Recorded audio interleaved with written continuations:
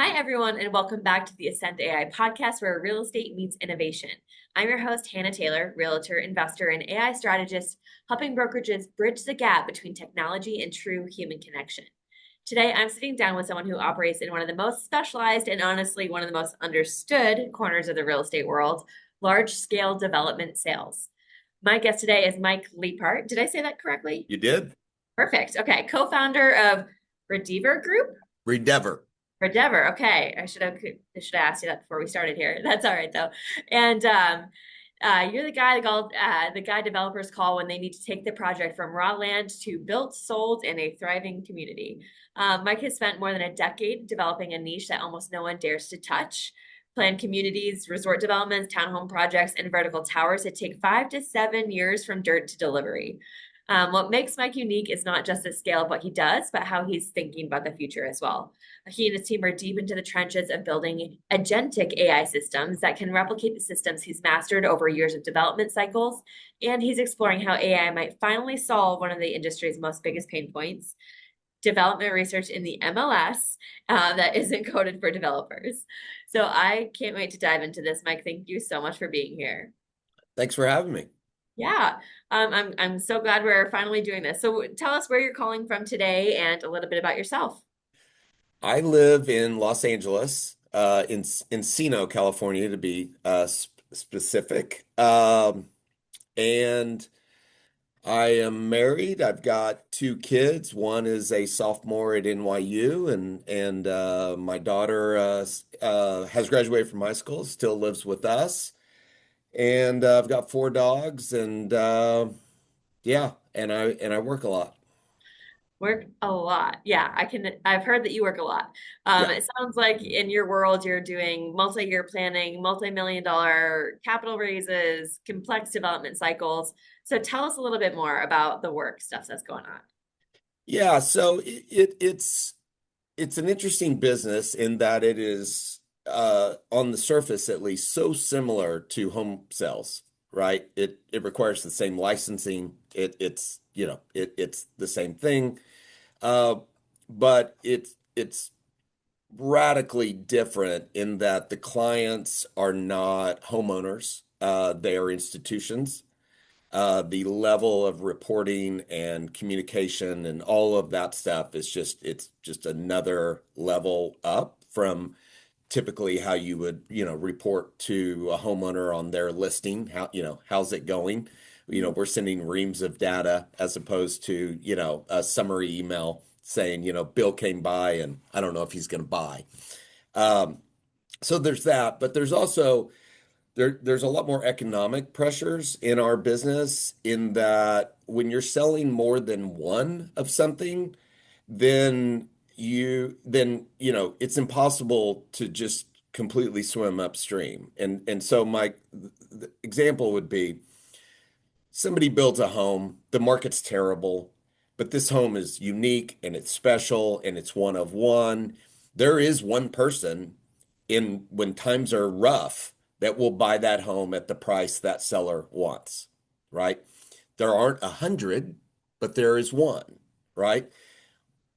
When we sell a building, we have to do it 100 times or 300 times or 40 times.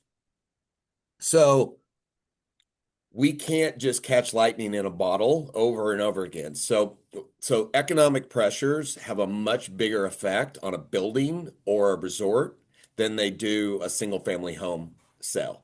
So you have to really understand where we're at in the market. And, I have a saying, I didn't make it up.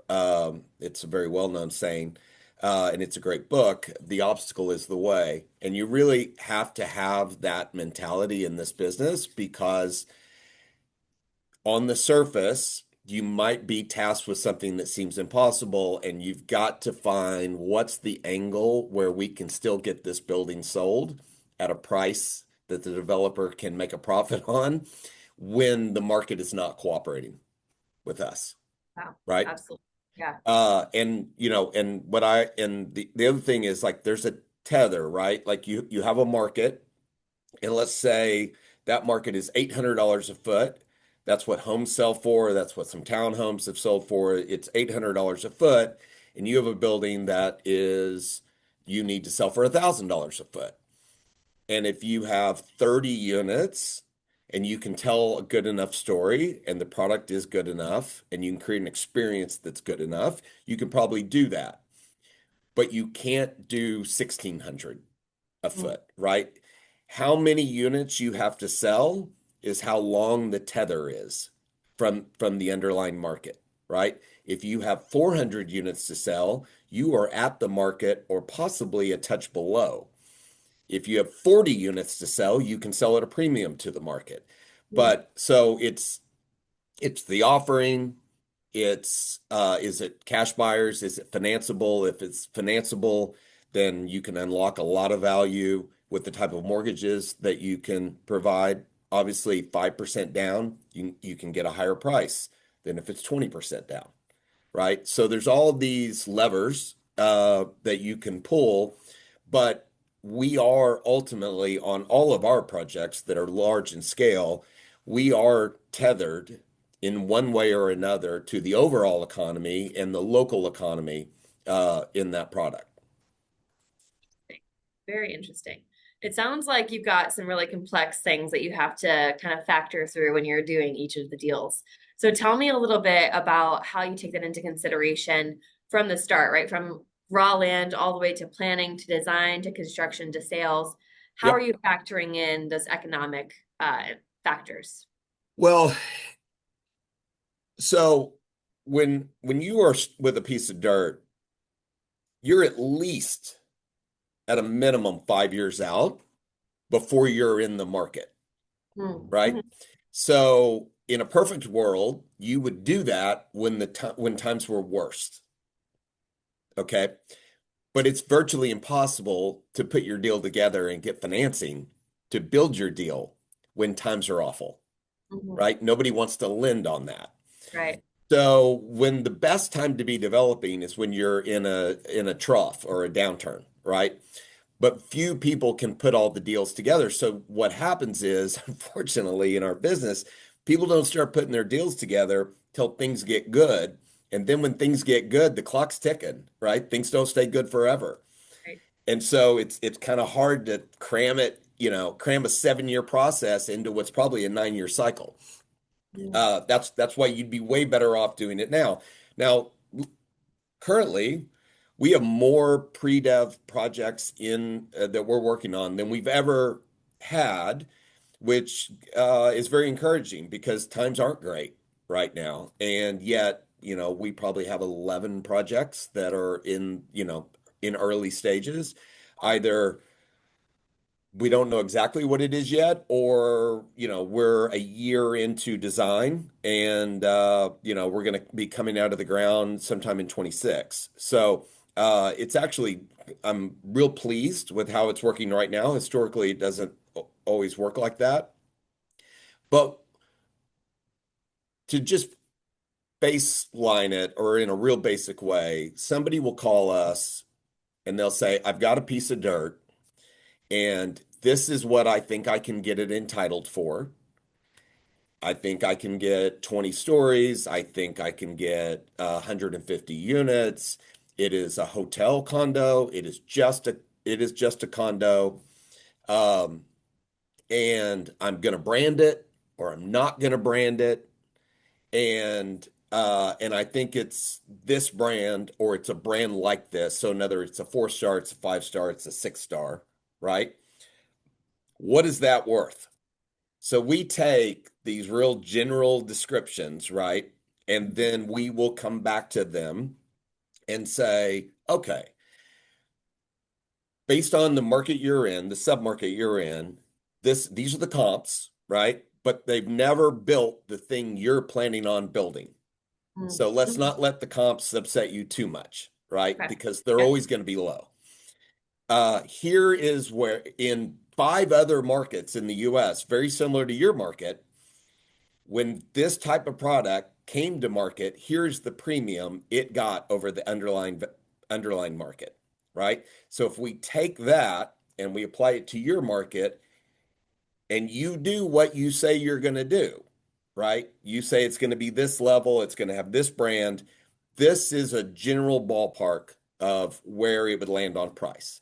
And the guy will either say, or the firm will either say, that's a home run. That we make a lot of money at that price. Or they'll say, huh, I don't really want to do it if that's all I can get, right? And so Okay. then you go into, well, what if we take it up? What if we take it up from 4 stars to 5 stars? You Mhm. know, will the market support it? Right? Because one of the things people don't understand about my business, and I kind of addressed it earlier, is you can take a unit. You could say, if this 2 bedroom were in a Four Seasons or a Ritz-Carlton or Rosewood or whatever, could we get $6.2 million for it? Right? And the answer might be yes, but the next question needs to be, and are there 50 people who will do that? Right? Mhm. That's where most projects fall apart. It's not the single value, it's the depth of the market. Are there 50 people who will do that? Okay. And so one of the ways we'll determine that, if there's never been anything like that ever, is we'll look at single family home prices to Mhm. determine, are there enough buyers in this market at that price point? Mhm. So typically, what I'd want to see is if we've got to sell 50 $6 million units over the course of 2 years, I'd want to know that there were at least 300 single family home transactions at $6 million, Okay. right? Because a lot of people buy a single family home because they want a single family home, right? You're Mhm. not going to convert them. Right. But a lot of people are buying a single family home when it's not really what's best for them anymore. The kids have graduated, they're gone, they're traveling more. There's a lot of security issues, a lot of upkeep issues that come with owning a home that don't come with owning a condo. And so, can we convert some portion of that market to condo buyers, right? Mhm. Mhm. So you do all that math, and then and then you say, "Oh yeah, I think this could be a 5 star." And at a 5 star, it's this price. And the guy goes, "Okay, well that works." And so now we've just upgraded the whole execution. It's more expensive to build, but it's a lot more. It's worth a lot more when you sell. Yeah. Sounds like you spend a lot of time on the development and the research. Is that That's probably where you just spend the bulk of it? that's only the first stage. Okay. Okay. Then we run. Sometimes we do, sometimes it's done without us. Then we run the RFP process. We hire an architect, we hire an interior design architect, all those different contractors, engineers, all that stuff. We're sometimes involved, sometimes not. Now we start planning this building, and we do that for about a year. And at that point, you're trying to blow as much oxygen into the room as you can, get the fire burning as hot as it can. And then we start pricing it out and we realize, oh shit, like this is way too expensive. We can't build this, right? Classic So builder problem. yeah, Yes. so then we go through the value engineering process, right? And the whole idea is we've pumped so much air into here. There's so many great aspects of this building that we can start removing some, but not lose the magic, Okay. right? Mhm. And then you go through the VE process. That can take a year. Now we're into finalizing designs, finalizing plans, and we're starting to talk about a pre-sale model, Okay. right? When are we going to bring this to market? Now we got to hire a creative agency, a PR firm, all of those groups. We run all those RFPs. And we have people that we've worked with, a lot over the years, and some we haven't worked with at all, but that we are big fans of or respect, and we'll bring all those people in. They'll all pitch. We get those teams hired. Now and we're further along in design, right? So now we've got something that we can get renderings made of. Okay. That's another 6 to 9 months. Wow. And then ideally at the end of that, we're opening a sales center. It looks like what the building's going to look like on some level, right? Sometimes it's like we have one coming to your town, and it's 1,100 square feet. Like doesn't have a bedroom, doesn't have a kitchen, doesn't have any of the stuff in it, but it's going to feel like a great living room, in Okay. that thing, and it's going to be full of services that will be available when that building is built, Oh, wow. Okay. right? Got it. So it's more soft goods than it is a lot of hard stuff that, we're showing you. Sure. And then we're off to the races and they start construction and now we're selling and, hopefully we've sold a good chunk of it by the time it's finished, but not all of it because once there's a there and people can walk in and experience it, it's worth more. Absolutely. Yeah. That makes a lot of So sense. yeah, that's about 5 to 7 years right Soup there. to nuts, 5, 7 years and 3 minutes. You did great. No, I'm kidding. No, that's a lot of work, and I can tell you have to wear many, many hats when you're kind of managing one of these projects from start to finish. So, where do you think you spend the bulk of your time, and what's going smoothly during that, and what's not going so smoothly? Well, so I spend the bulk of my time doing two things. Chasing new deals. Hmm. Um, I'm, that's my job. Okay. And problem solving on deals we already have, right? Okay. I have a great, incredible team that are really, really good at all the different parts of the process that I just told you about, Good. right? That's important. And so I'm heavily involved in the getting of the project. I'm heavily involved in the designing of the project, amenities, floor plans, all that stuff. And then I start to slowly be less involved as my staff, and different staff members come in, along the way. They all have a level of expertise. It takes a village to do one of these things. Like a one-man band, if it were just me, I would suck. Like I am, our firm is good because of our people. It's, and my claim to fame is that I got them to come work here, right? It's not me. It's the fact that I can talk them into joining. Sure. Um, and so then from then on, I'm problem solving, right? It's like we're not getting qualified traffic or we're not getting as much traffic as we want or we've got a couple of issues with this building that when buyers learn it they're turned off and we're losing them, right? So I'm in the course of a day I probably have 3 design meetings, 2 pitches, and then 38 phone calls where we're trying to problem solve, right? Like we've got an issue. And sometimes it's the building and the process, and sometimes it's people, Hmm. right? Like we have a problem and and it's this person and how do we want to handle it? Yeah. So um for someone with an extreme case of ADD, it's like a dream because the second I'm bored with something, there's something else, right? And it's completely different. Yeah, yeah. Does that ever bother you though to feel like you have a million unsettled things going on during your workday? I mean, to be honest, I think that's how my brain feels on on a day where I don't have anything to do. But Chaos I consistently. I will say I do join some calls and I get on and then they tell me the thing and I just have to go, hold on a second, and I just take a deep breath, exhale, wash out all those thoughts that I just had on the other thing so that I can be present and, take this on for what it is. Sure. Hold there just one Yeah. second. Thank you. Um, okay. No, that's perfect. Let's jump back in. So you told me that most of your time is spent kind of on that business development or finding the plot of land and figuring out where the next development is going to go. Yeah. So how are you currently doing that? And where, I guess, where is the biggest pain point during that process for you? Well, we're fortunate at this stage. I've been doing this for 15 years that we're on a short list of people that get called anytime a developer is thinking about doing this, right?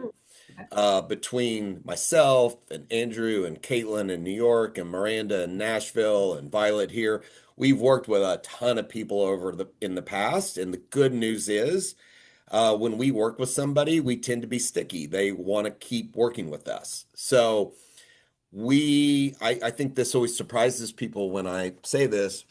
We don't have a business development person, and we don't spend any money on marketing. And I very rarely proactively call anyone. Almost all the calls are incoming. Wow, that's great. It's good. It wasn't always that way, Yeah.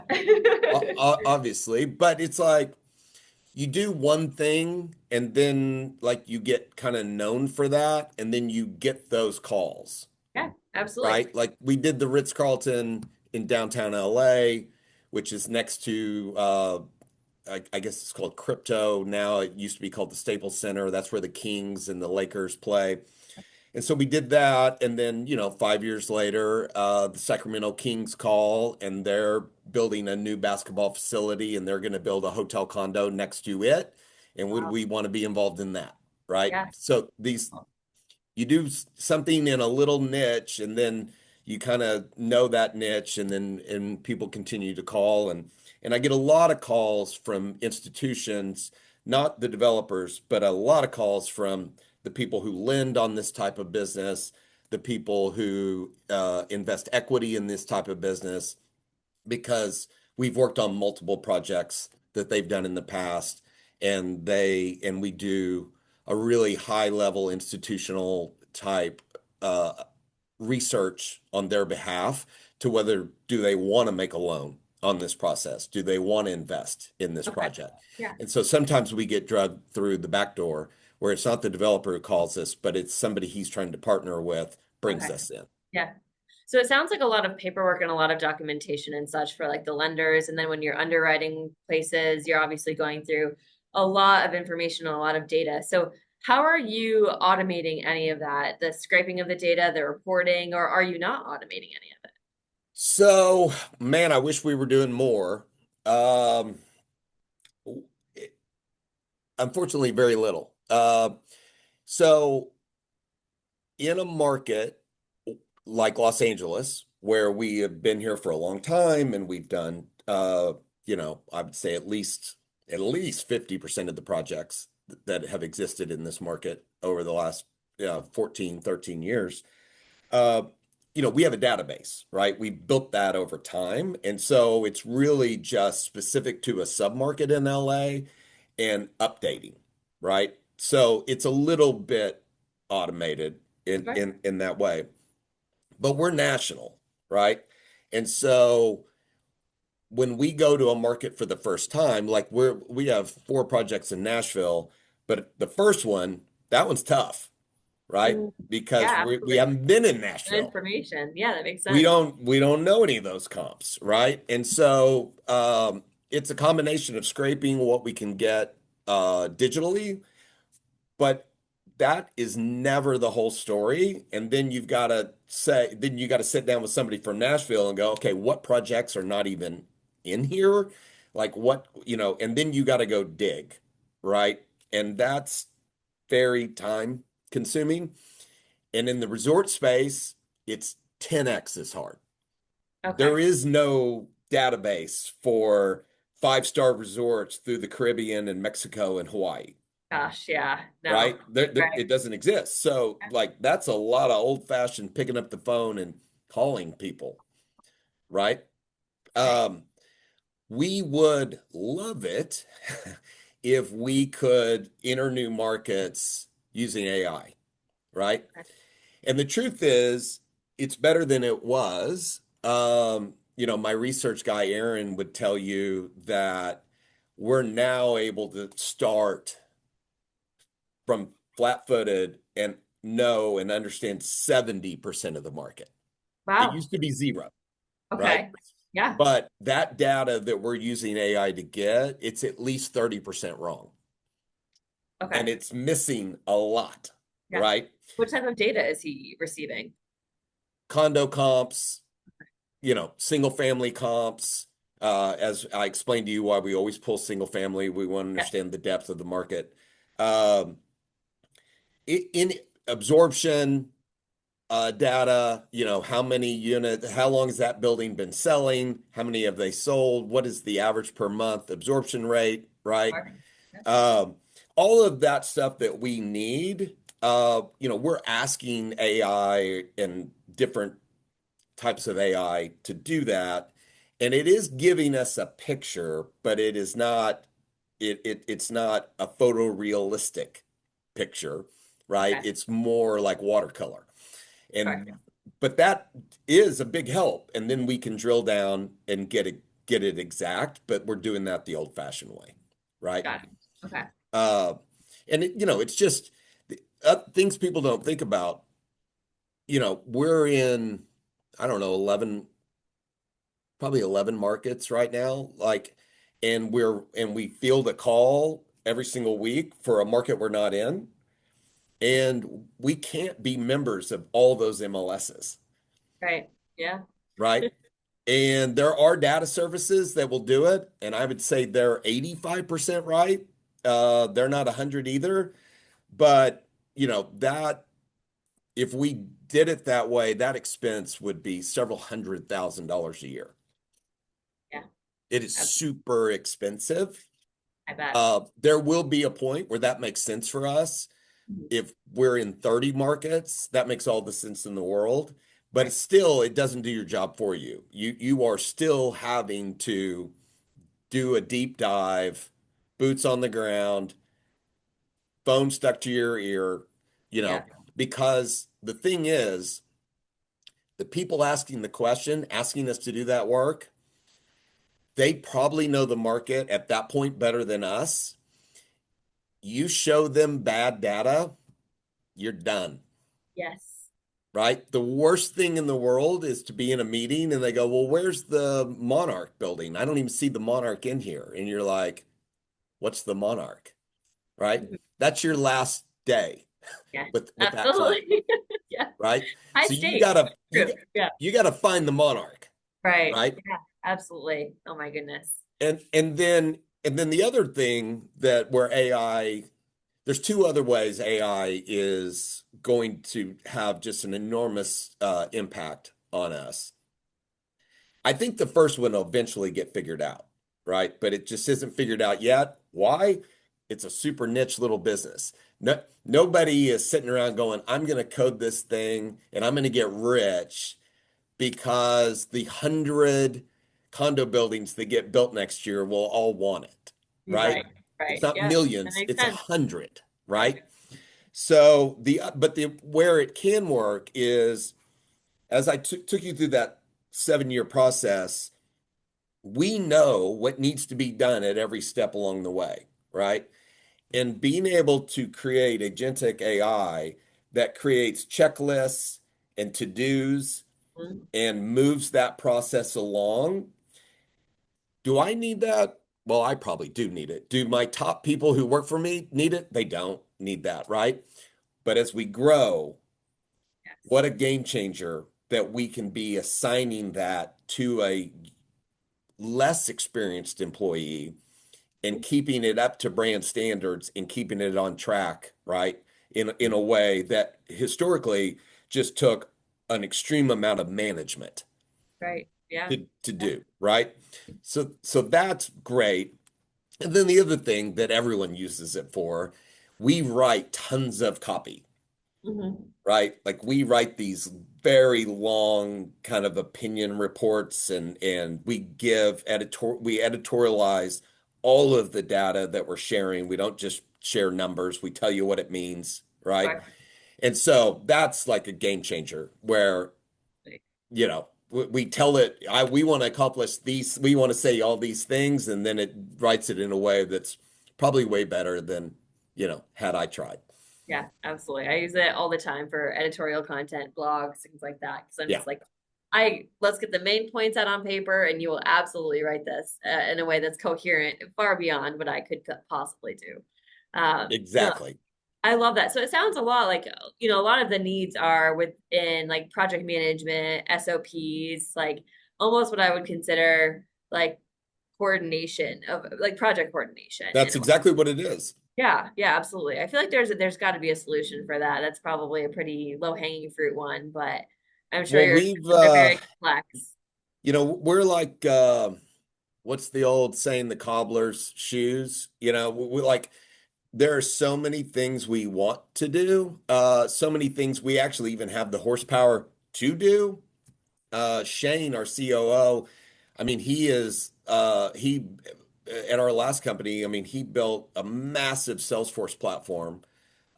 Himself, he speaks on stage at Salesforce conferences and all this stuff. Like, this is something well within his wheelhouse to do, Uh-huh. but we are so busy dealing with the incoming of, the business, Mhm. that it's just carving out time to be more proactive as opposed to just the normal course of the day, which is about 97% reactive. I understand that very much so. Yeah, Yeah. I'm sure you get pulled in a lot of different areas all day long and never know what direction your day is going to go in. So, Well, and we've learned, you know, that's really informed the kind of people we hire. Like, one of the questions that I always want to know when I'm talking to somebody is, how upset do you get, when plans are, you know, thrown out the window, right? Because that's this business. It's like you could when we set this meeting, I said to you, let's do it the week of Thanksgiving. I won't have anything, right? Pick a time. I'll be wide open week of Thanksgiving. I have 8 meetings today. me too. And two of them I didn't have yesterday, Wow. right? Like, they've happened this morning. Mhm. So it's like whatever you plan, that's fun. And sometimes you get to fall through with the plan, but for the most part, it's plan and then divert. Yep, I understand that completely. It's like I always say with my job, there's absolutely no consistency in my day to day. I can wake up one day and think I've got the whole day to do admin tasks that I need to get done, and then next thing you know, I'm on the road showing houses for 3 hours, and I've got 2 appointments, and That's you all just right. have to be prepared for everything. I That's the way that it rolls. I got a call this morning from a developer who's close to buying a building, an apartment building that he wants to convert to condos, uh, and his offer has been accepted. And so my next 3 weeks are out the window. I will be heavily, heavily, involved in that. Diving right into that. Love Yeah.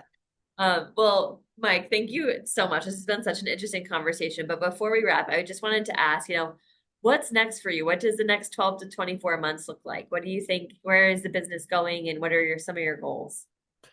Well, so for me personally, there is, and the reason I started Redeever is there, as you know, there's a great consolidation happening in the brokerage community, Mhm. right?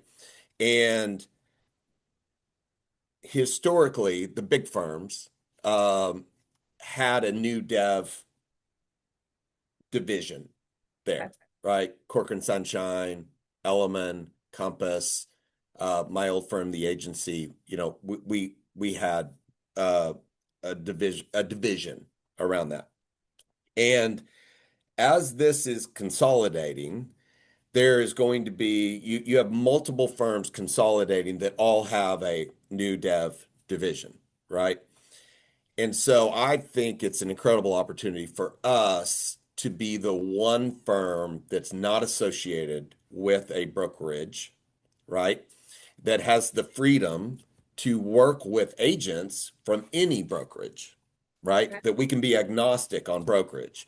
Um, and so that was a premise that I had 2 years ago. It's all coming true. If I'm being honest, it's happening faster than I kind of wanted it to.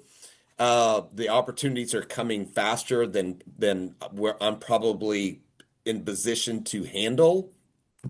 So I think a couple of things are going to happen. I think there's going to be continue to be a great consolidation in the market. But what will come from that is there'll be a real growth in true small boutique firms, right? Mm, Now that you've got a side or a real brokerage, you don't have to be a big firm to have a brokerage and have it managed professionally. And so I think you're going to see top producers want to distinguish themselves in the market. And so they're mm, going to start their own little firms, and those little firms will never have a new dev division, right? So we kind of can handle that right there. And then secondly, there's going to be great talent in my business that are at all those firms that are consolidating, and I want to hire them, right?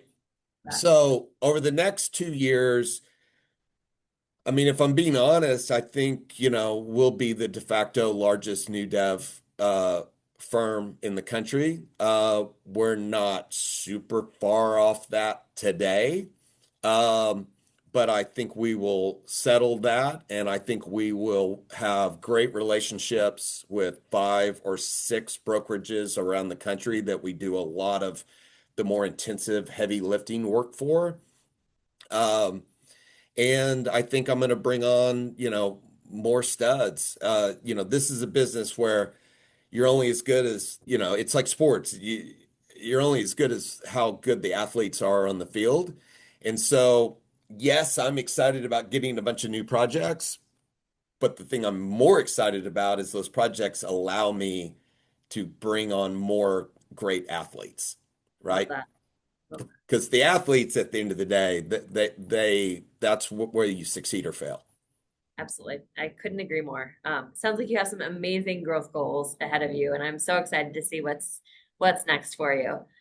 Thank you so much for joining me today. I know our listeners are going to walk away with a whole new understanding of what the development process is and why AI has, or is a massive opportunity in that space as well. So I really appreciate the conversation.